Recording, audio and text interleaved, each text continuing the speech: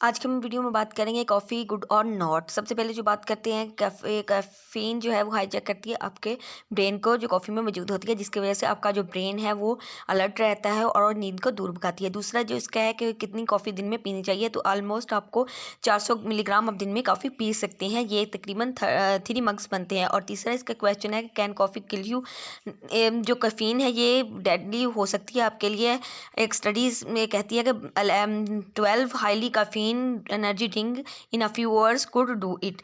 तो जो filter coffee है वो बेस्ट कॉफ़ी होती है। तो कैफीन इम्पैक्ट करती है आपकी स्लीप पर, येस और नॉट। येस, कैफीन इम्पैक्ट करती है आपकी स्लीप को। अगर आपने सुबह 8 बजे कॉफ़ी पी है तो ऑलमोस्ट 25 ग्राम % जो है इसका कॉफ़ीन का जो इफेक्ट हो आपके रात की कॉफ़ी में मौजूद होगा।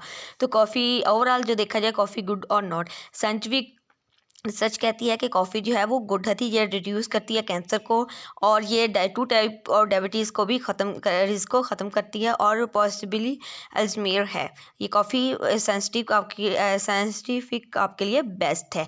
तो जो शार्प ये कैंसर फ्री, ये sharp brain, lot of energy ये आपको फ्राहम करती है। बट अगर आपकी एजड कॉफ़ी में कॉफ़ी की मतलब आपको ज़्यादा आप पीते हैं तो ये आपके ब्लड प्रेशर को हाई करती है। ये इसका साइड इफ़ेक्ट है। तो कोई भी चीज़ मेहनत रवि से पी जाए तो वो बिल्कुल बेस्ट होती है। तो नेक्स्ट वीडियो में मिलते हैं एक न्यू इन्फॉर्मेशन के लिए।